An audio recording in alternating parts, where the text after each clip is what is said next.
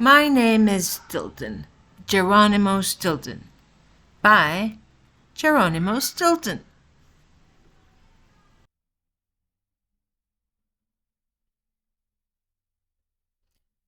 These are the first pages.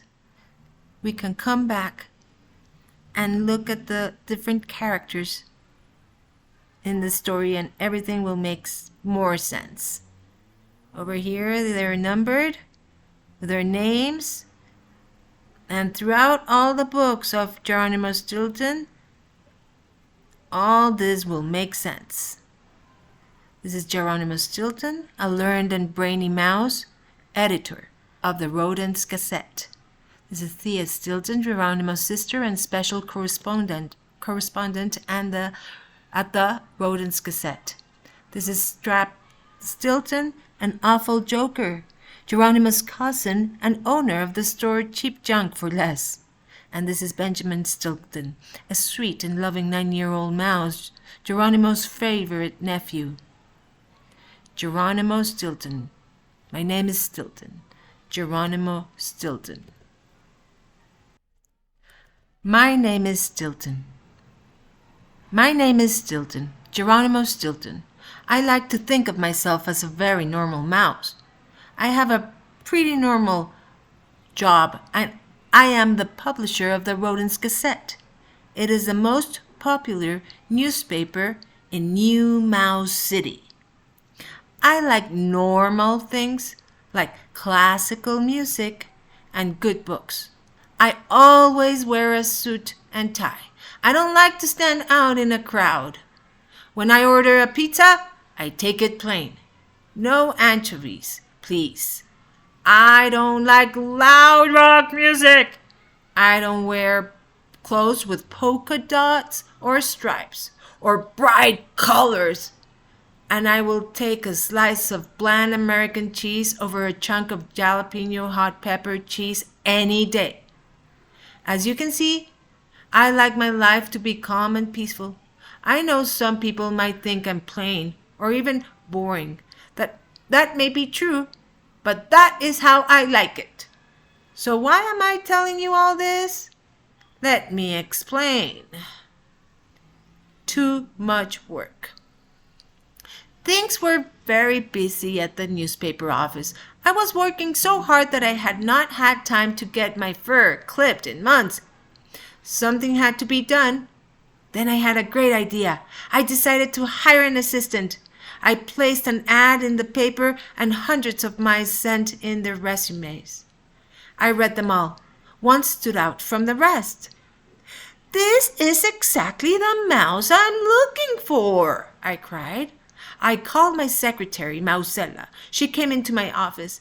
"Mausella, please draw up a contract. Right away," I said. "I have found the perfect assistant. It says here her name is Pinky Pick. She is young and smart. She has excellent computer skills, and she is an expert on the latest trends. That is just what we need, a trendy mouse." Mausella frowned. "Don't you want to bring her in for an interview first?" she asked. I did not want to wait. Pinky Pink sounded perfect. "There is no need for that," I said. "I have years of experience as a newspaper editor. I just need to look a rodent in the snout to know if he or she will do a good job or not. I can feel it in my whiskers. She is going to be great." "Of course," Mausella said, "but, are you sure?" "My whiskers never lie," I snapped. I did not want to argue. I was so sure I was right.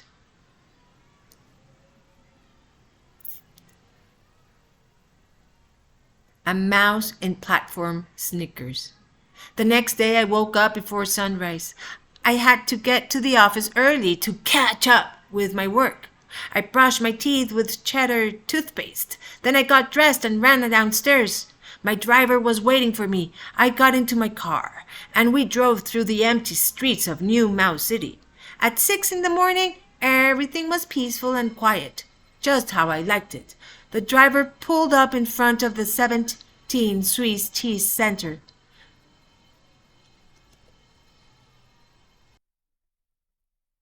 And this is him with his driver in a very peaceful morning because it's 6 a.m.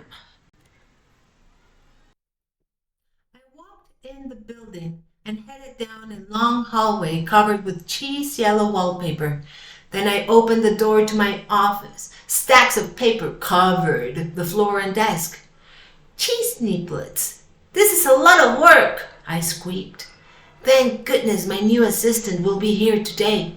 I closed the door behind me and went to work. 11 o'clock, Mausella knocked on my door. She stepped into my office. Mr. Stilton, the new assistant is here, she said, but I think you should see her before she signs the contract. Yes, the contract, I said. I was so busy with work, I was not really listening to Mausella. But, Mr. Stilton, I really think you should see her, Mausella insisted. I am very busy, I squeaked. I do not need to see her. Please take care of it for me. Mausella looked amazed. As you wish, Mr. Stilton, she said. I will get her to sign the contract, but you should know that she has a request. She would like 3 months' pay in advance. She says she has offers from other newspapers. I told her that a serious mouse like you would never agree to that. But it is up to you, of course. Yes, whatever, I said. Once again, I wasn't really listening. Mausella left, shaking her head. I thought I saw her smile slightly as she closed the door. That is strange, I muttered. Then I went back to work. A minute later, there was another knock on the door. I said I am very busy, I cried, not looking up from my work. The door opened anyway. A young female mouse stood there.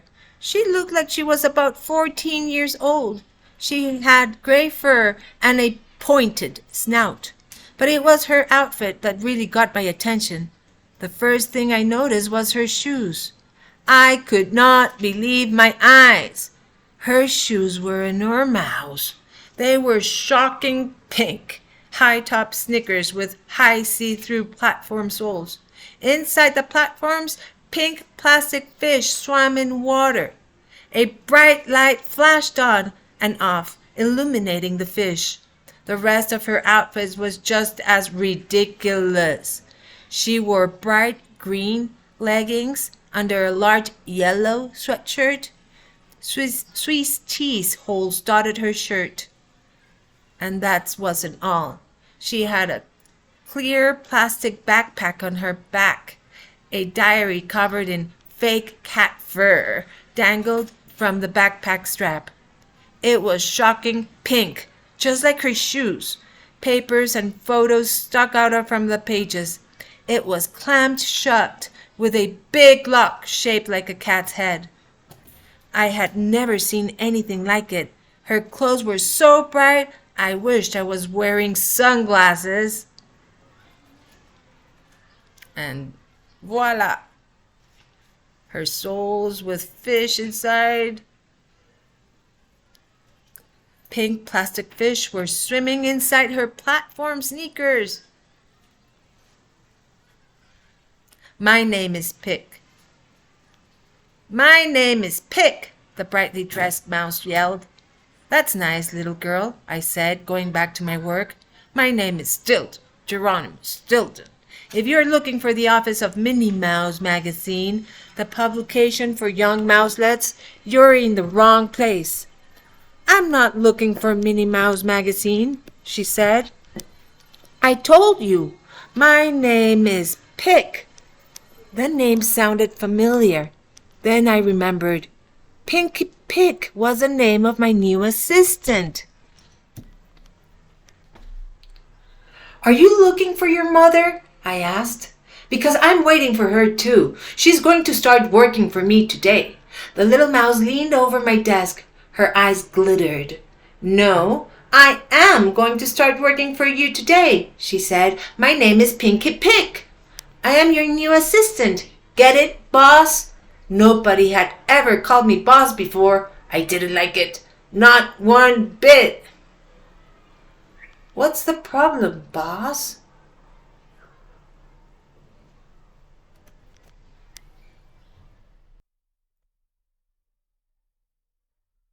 "What's the problem, boss?" "Platform sneakers, boss? My new assistant?" My head was spinning faster than the screaming rat roller coaster at the amusement park. "You are my new assistant?" I stammered.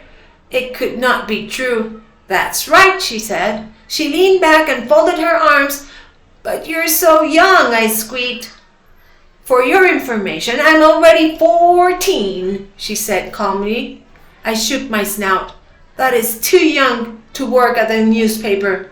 "That's what you think," she said. She held up one shocking pink foot. "I wear size 12 shoes. I bet my paws are bigger than anyone's on your staff. Bigger than yours, even." "I don't care what your shoe size is," I replied. "When I was your age, I was playing with my teddy mouse, not working on a newspaper." Pinky Pig shrugged. "It's not my fault you didn't have any goals back then." "Chesney, this little mouse was trying to get on my nerves." "Listen, young lady," I said. "I need a true professional to be my assistant, not a little mouselet like you. Now please run along." But Pinky Pig did not leave. Instead, she sat down in the chair in front of my desk. "So why did you hire me?" she asked softly. "Hire you?" I cried. "Why would I hire someone like you? That's ridiculous." Pinky smiled. She pulled out a piece of paper out of her backpack and waved it in front of my snout. It was a contract made out to Pinky Pig, and there was my signature, Geronimo Stilton, right on the bottom. "You see, boss," Pinky said, "you are so busy, you don't even know what you're signing. That is why you need a good assistant like me." "Mousella!" I screamed. My secretary scurried into the office. She had a little smirk on her face. "Yes, Mr. Stilton?" she asked. I grabbed the contract from Pinky Pig. "Why did you let me sign this?" I asked. "You should have told me she was only 14. "Why, Mr. Stilton? I tried to warn you," Mousella said in a smooth voice. "But you told me your whiskers never lie, and that you were very busy and—" Yes, I moaned. I had said all of those things. "Well, we will just have to start again. Put another ad in the newspaper." Pinky Pig jumped up. She unclipped her big diary and slammed it on my desk. "Let me help you out, boss," she said. "Just tell me what you need. What's your problem?" I sighed. Of course I could not take this little... Let's see.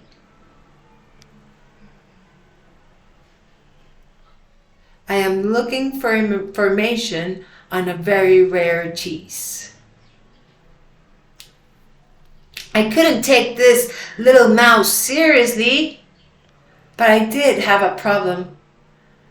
"I'm sure you can't help me," I said. "I have to find information on a very rare cheese for an article I'm writing. I don't even know what it's called. It's made in a small village in the fossil forest.